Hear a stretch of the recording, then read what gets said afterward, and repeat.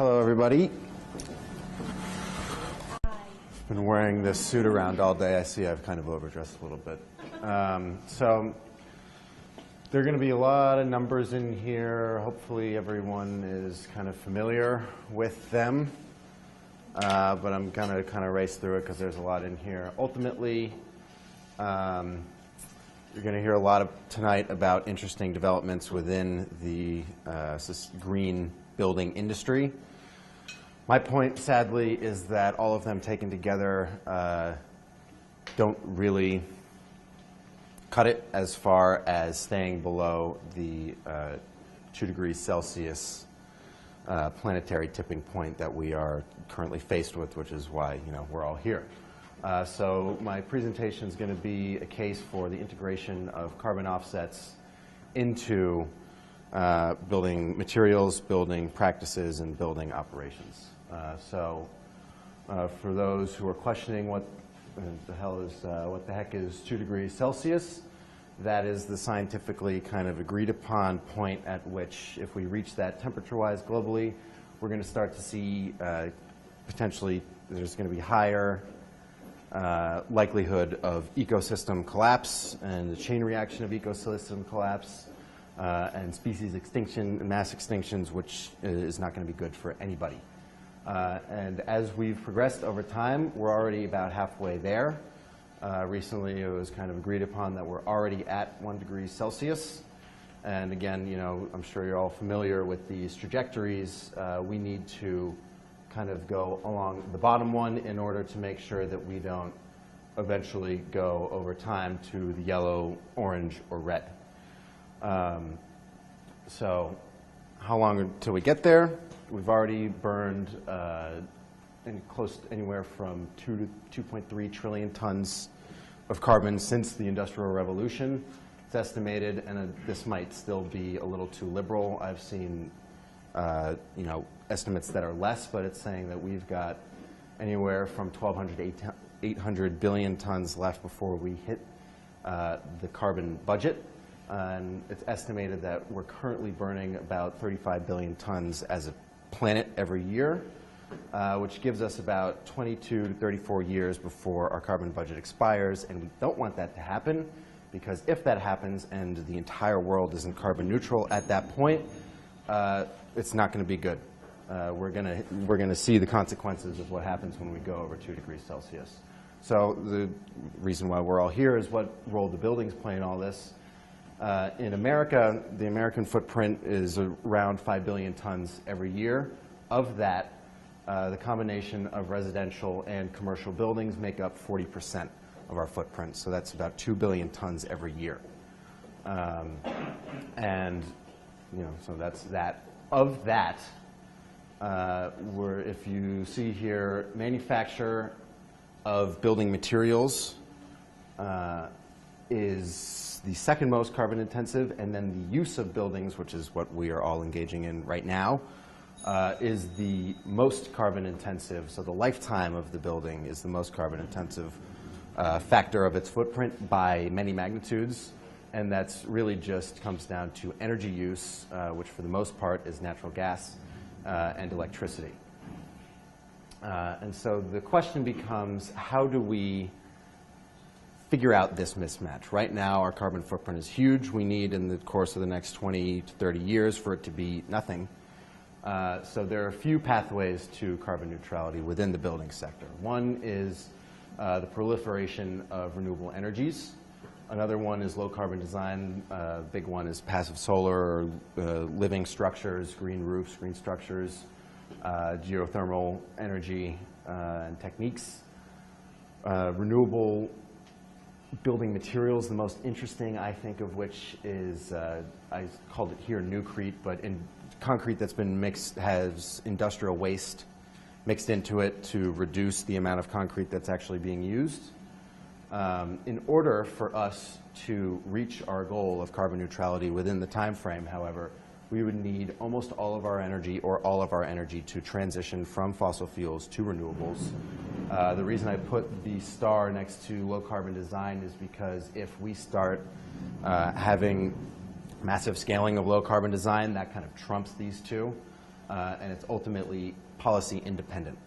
As far as renewable building materials, that's not really going to proliferate. You know, in order for all building materials to be FSC certified or to be this new CREAT or to be repurposed or reclaimed materials, that kind of needs policy to drive that. Otherwise, it's not like every company is going to, or it's not like all of the forests in the United States are going to go through FSC certification or be designated for not even being used at all. And again, if we look at the energy breakdown and the projected energy breakdown, you'll see that this is also dependent on massive changes in policy and behavior. Over the next 20, 25 years, we're seeing that coal, natural gas, oil, all fossil fuels, which make up currently 75% of our energy mix, are going to continue projected across governmental studies, academic studies, private sector studies. It's estimated that this is essentially what we're going to be working with. And so we find that there is a huge mismatch.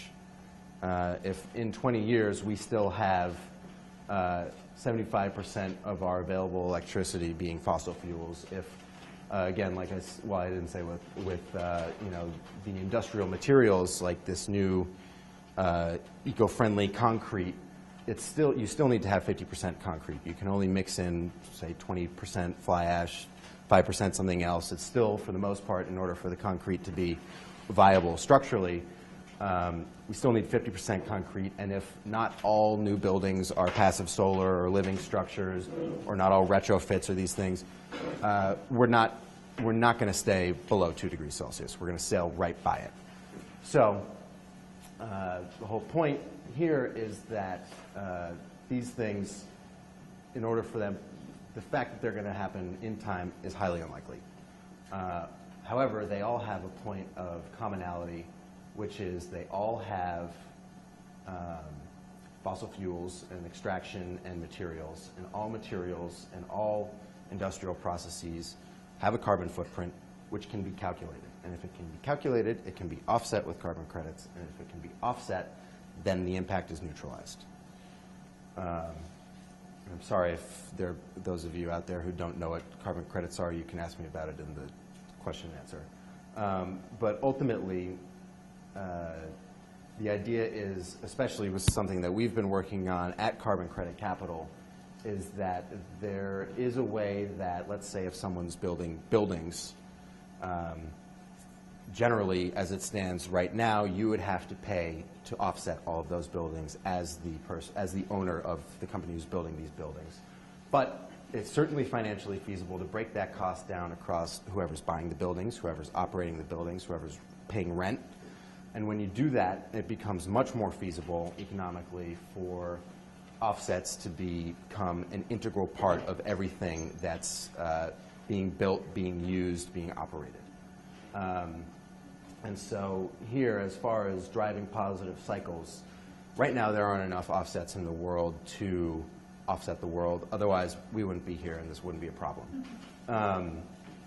But that being said, if you begin to do things where there are communities now who are developing as sustainable communities that are producing offsets, and if you begin to integrate offsets into these building practices, it expands our, first of all, it expands our timeline because the things that would have been impact are now neutralized.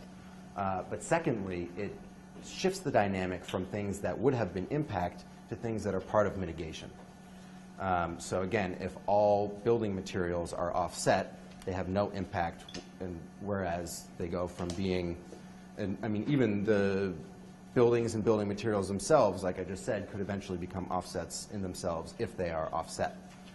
And so, like I said, if you expand on this model, if you grow offsets over time with the scaling of these new developments within the industry, we extend our timeline. And if right now, like I said, the carbon footprint of the building industry in America is about 2 billion tons. If we neutralize that today, and there are feasibly close to about that many offsets in the world, if we neutralize that today, that extends our timeline by 2 years. If we cut our footprint from 35 billion tons every year to 33 billion tons every year. We get 2 more years for all these other practices and materials and other things within the building industry to permeate throughout the globe, and it kind of it ultimately extends our timeline before we run out. And that's ultimately it. At the end of the day, like I said before, they're policy independent. You don't have to rely on a government in order to have this be something we can all do.